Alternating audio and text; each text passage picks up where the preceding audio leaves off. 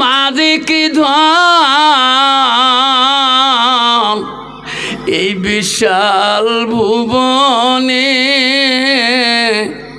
যখন দেখি মায়ের মুখ দুঃখ থাকে না মনে। রক্ত মাখা শরীর মা ডুবিয়েছিল ঘরে, হৃদয়েরই গোপন জিনিস মা মুখে দেয় রে তুলে। ও মা তুমি অমর হয়ে থাকো মোর জীবনের তরে, তুমি মা মজা গেলে কাঁদব নিশারাইতে, তুমি মা মজা গেলে কাঁদব নিশারাইতে। মা নামটি অতি মধুর ভুলিও না রে ভাই, মায়ের মতো আপন এই পৃথিবীতে নাই। একদিন আব্দুল কাদের জিলানী গভীর রজনীতে রাস্তা দিয়ে গেতেছিলেন। গভীর রাত্রে দেখেন একটা সামনে নদী দেখা যায়। নদীর ঘাটের মধ্যে একটা বৃদ্ধ মা চোখের পানি ফেলে ফেলে দরদর করে কাঁদতেছে। আল্লাহর ওলি আব্দুল কাদের জিলানী ওই বৃদ্ধ মাটার কাছে যা বললেন, বলে মা এত রাইতে কেন গো কাঁদতেছেন? আব্বারা আমি দোয়া করে দেব, এই বাপজন কষ্ট দিব না, আব্বারা 10টা মিনিট অপেক্ষা করো। তাবারক দিয়েছে ভালো কথা, সবাই যাতে খাবেন তাবারক খাওয়াটা সুন্নত। আজকের যে খানাটা দিবে এটা সুন্নতি খানা, নিয়ামতি খানা। এই বাড়িওয়ালা আনোয়ার ভাই যুদ্ধস্ব করে বানাইছে তোমাদের মধ্যে খাওয়ার জন্য, এটা সুন্নতি খানা। এই খানা যদি আমরা সহি নিয়েতে খানা খাই, আল্লাহ কঠিন কঠিন রোগ ব্যাধিতে আল্লাহ সেবা দান করে দেবে। আব্বারা কষ্ট হয় নাকি গো? শেষ করে দেব। আব্বারে 10টা মিনিট বসিয়ে যান, তাবারকটা খেয়ে যাবেন। আব্বারা শুনে রাখ, আব্দুল কাদের জিলানী সব অলিদের অলি, সব আউলিয়াদের আউলিয়া। বুড়িমাকে ডেকে বলো, বুড়িমা এত রাইতে নদীর কিনারে কেন বসি কাঁদতেছেন? তোমার কি হয়েছে? একটু কথা আমাকে কি বলা যাবে? বুড়িমা বুঝতে পারে না ইনি আল্লাহর ওলি আব্দুল কাদের জিলানী, সব অলিদের অলি, আউলিয়াদের আউলিয়া। আল্লাহ তার বাবা নাম ছিল আবু সালে জঙ্গি মুসা, আল্লাহ তার উম্মার নাম উম্মুল ফাতেমা। আল্লাহ যে আব্দুল কাদের রাস্তা দিয়ে যায়, বুড়িমা বলে বেটারে আমি যে জন্যে কান্দি তোমাকে বলে লাভ হবে না। কইছে না বুড়িমা একটু বলেন, আমি তোমার মুখে শুনতে চাই। লাস্টে বুড়িমা বলল, বেটারে আমার যেটা দুঃখ, আমার যেটা কষ্ট কেন বেটা, আমার একটা আওলাদ ছিল, সন্তান ছিল, ওই সন্তানটা আমার অনুগতে চলছিল। আমি মা আমি যা বলতাম সন্তান তাই শুনতো, আমার কথা অমান্য করতো না। সেই মা বাবা আদেশ মানত, আমার কথা আদেশ মানত।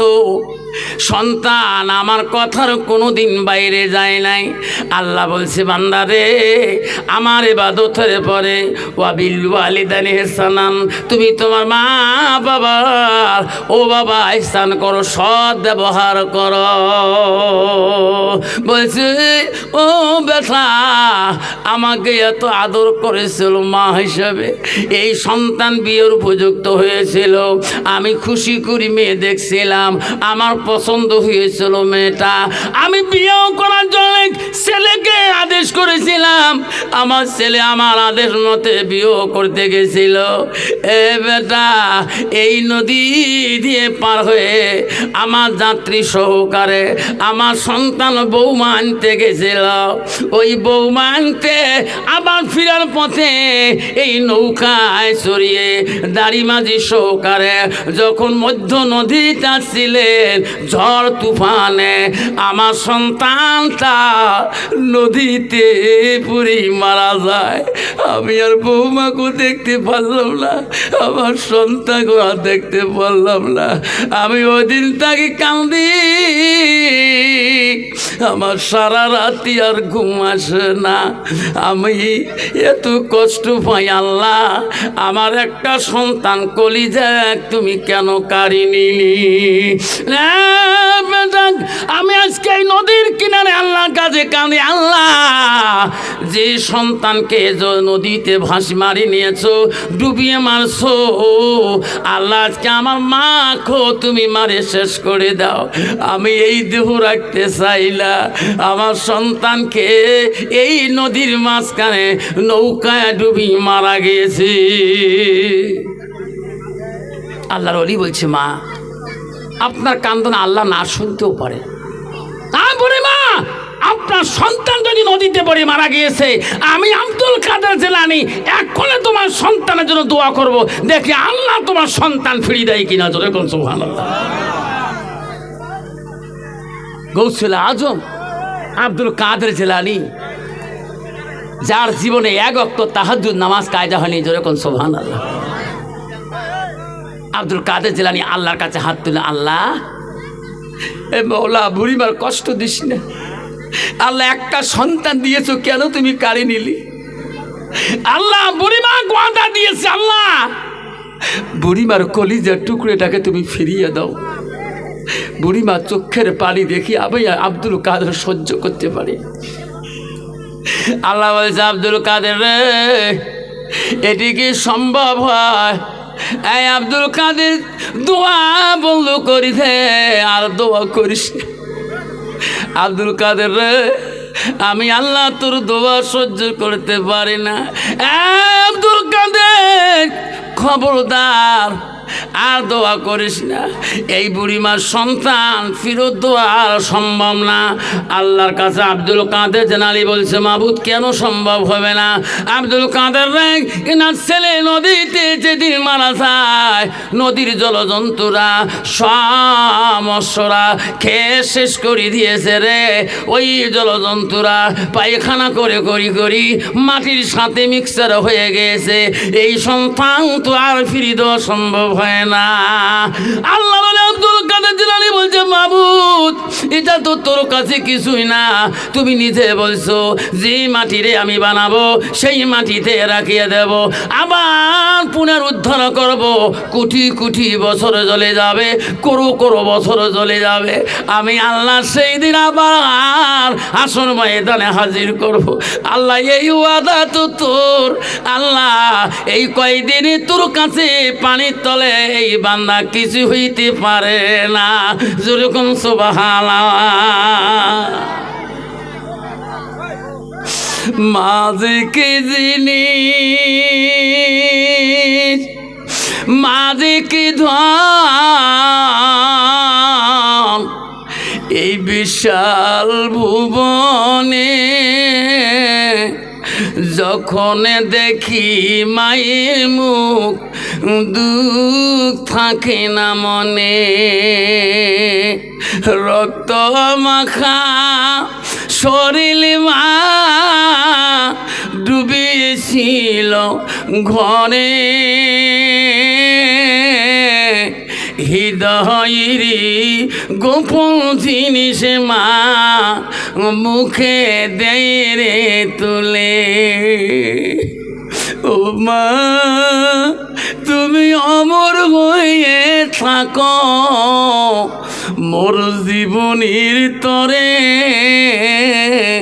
তুমি মা মজা গেলে কাঁদব নিশারাইতে, তুমি মা মজা গেলে কাঁদব নিশারাইতে। মা নামটি অতি মধুর ভুলিও না রে ভাই, মায়ের মতো আপন এই পৃথিবীতে নাই, মায়ের মতো আপন এই পৃথিবীতে না। আপরে যার মা মারা গেছে তাই জানে কি কষ্ট। আমি ওয়াজ করতে যখন জীবনে 2001 সালে যাই, দিনহাটা প্রথম জীবনে আমি কুচবিহার জেলায় যাই 2001 সালে। তখন এক সময় টুপিওয়ালাকে দেখলে একদল লোক বলছে উসমান বিন লাদেন গেতেছে, যেরকম ঠিক না ঠিক। সেই সময় আমার জলসা ছিল দিনহাটা টাউনের পাশে, গ্রাম বাজারটা নাম হল খোসাবাড়ি বাজার, এখনও আছে খারুভাঞ্জ খোসাবাড়ি, সাহেবের হাট, বামন হাট। আমার মা বলছে বাবা টুপি মাথায় দিয়ে যাস না, জলসা করতে যদি যাস টুপি খুলে রাখিস, দেখি না বর্তমান দেশের হইচই উঠে গেছে, টুপিওয়ালাকে দেখলে উসমান বিন লাদেন বলে একদল লোক, যেরকম ঠিক নবী ঠিক। মা বলছে মা আমি নবীর সুন্নত বড় খেলাবি করব না মা, মা তুমি দোয়া করেও মা, তুমি দোয়া করলে মা কিছুই হবে না, কোনো দুশ্মন আমার কিছুই করতে পারবে না। আমি যখন বাড়ি থেকে বাইক নিছিলাম, হায় রে আমার মা মাথায় হাত দিয়ে বলছে যা দোয়া করলাম ভালো করি গাড়ি চালাস রে সোনা। কদিন আগে মান্নান মৌলানা বালাসুরি মারা গেলেন, কুদ্দুস মৌলানা মারা গেলেন, আমজাদ মৌলানা সাম্মরে মারা গেলেন। মোটরসাইকেল দিয়ে বেটা তুমি ভালো করি গাড়ি চালাইও। আইরে ছেলে যখন গাড়ি মোটর নিয়ে যায় মার বড় টেনশন থাকে রে, কোনো অ্যাক্সিডেন্টের খবর যদি মা গ্রামে পৌঁছে যায়, ওই গাড়ি না হওয়া গাড়ি নিয়ে যাওয়া মাটা কোল জায়গা পায় কে গো। অল্প আগে আমার রহিমুদ্দিনা গরিপুর গেল, মা যতক্ষণ রহিমুদ্দির খবর ভালো পাবে না অতক্ষণ মার কোল যেটা ধাক ধাক করে থাকবে।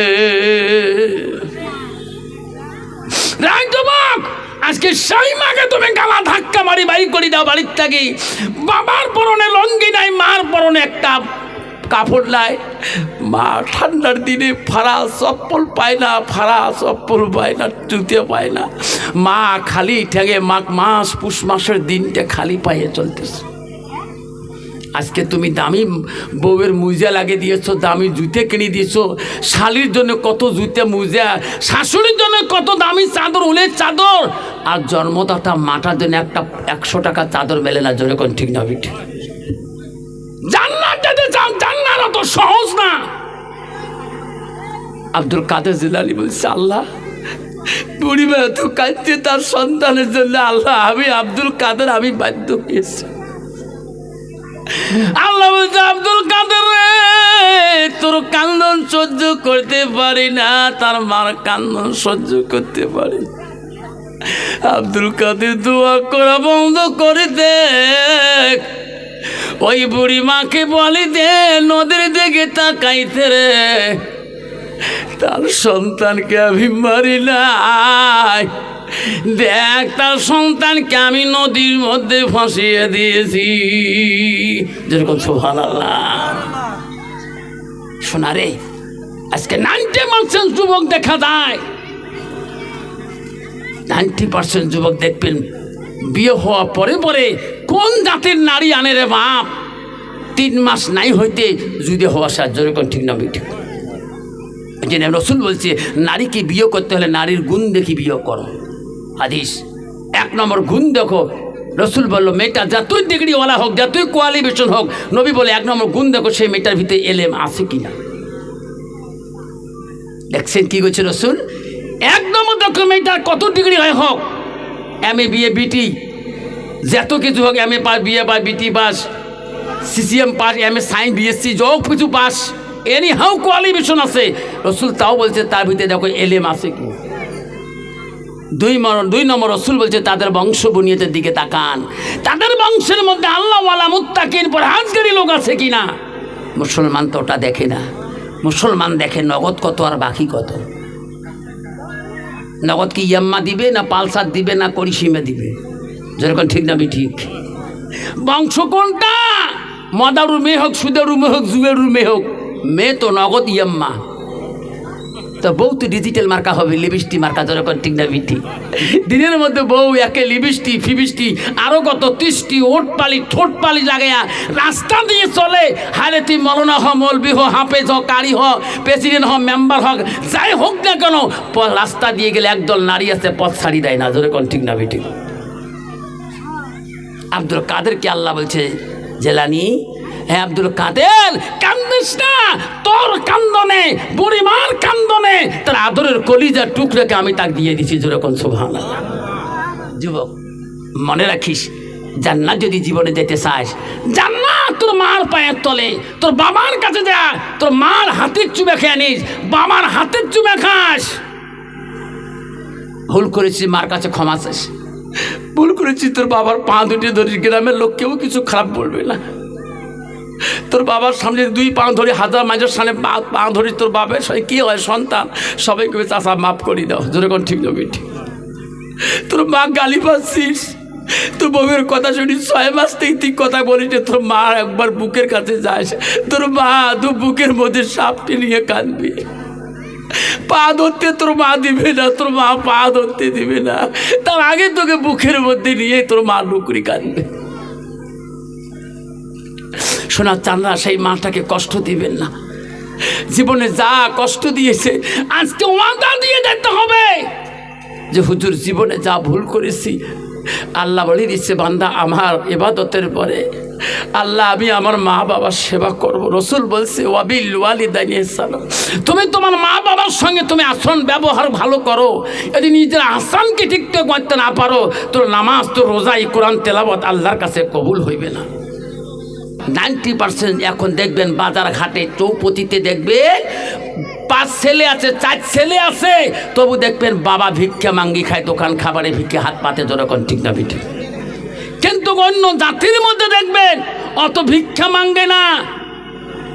আমার গ্রামতে হিন্দু বস্তির মাঝে একটা হিন্দু বুড়ি, এত দাদু, আমরা কয় দাদি, আমরা ঠাকুমা কয়, একটা বুড়ি মানুষ ভিক্ষা করে না। আমি কই মাঝে মাঝে দাদি তোমার সংসার না অসল, কাহান একলাই কামাই করে কে বাবা, আমার বেটা এমন, আমি যা ওনা যা খাবে আমাকে ছাড়ি আমার বেটা খাবে না। আবার মুসলমানের মধ্যে একটা কি নিয়ম, বাবা মা যখন অসল হয়ে যায়, ছেলেকে বিয়েও দেওয়ার পরে ওই বিবির মন্ত্র পেয়া পেয়া দেখবেন ওই বাবা মাকে আস্তে করে ছাড়ি দিয়ে, বাবা মা নাস্তা হাতের মধ্যে লাঠি নিয়ে ওই গৌরীপুরে ধুপড়ি টাউনে এখন নিলজ্জ হয়ে মানুষের কাছে হাত পাতায়, যেরকম ঠিক না ঠিক। জান্নাত যেতে চাও, বিবির কথা শুনি তুমি রমজান মাসে হায়রে আপেল আঙ্গুর, হায়রে সিহেরি খানা, পাঠার মাংস, খাসির মাংস, কলিজের টুকরে খা। আর বাবা মা রাত্রিকালে মানুষের কাছে কাঁঠালের গুটি ভর্তা করে খেয়ে পাঁচারি সিহেরি খেয়েছ, রোজা কষ্ট করি নাই। মনে রাখিস ওই দিন তোর রোজা হারাম হয়ে গেছিল। তুই ভালো খাসির মাংস খেয়ে, পাটার মাংস খেয়ে তুই ইফতারি, তুমি সিয়ারি খানা খাইছো, আর তোর মা বাবা শুধু ডাল খেয়ে সিয়ারি খেয়েছে, এটা তোর মা বাবার খাতে জান্নাতি খানা হয়ে গেছে, তোর কোন সুবহানাল্লাহ।